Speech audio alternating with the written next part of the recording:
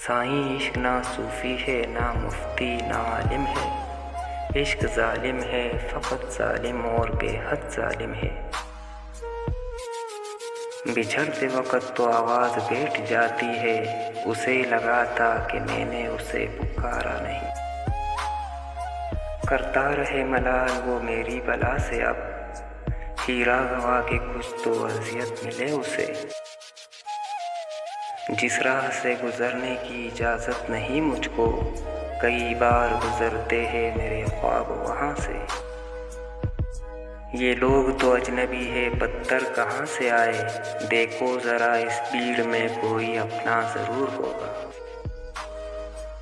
एक तेरी आँख नहीं होती मेरे हाल पर नम, वरना देख कर मुझे घर के दरो दीवार होते हैं। वो जो एक सफ़र का जुनून था, वो जो मंजिलों की तलाश थी, जो तड़प थी मुझ में कहाँ गई, मुझे किस कमी ने बुझा दिया।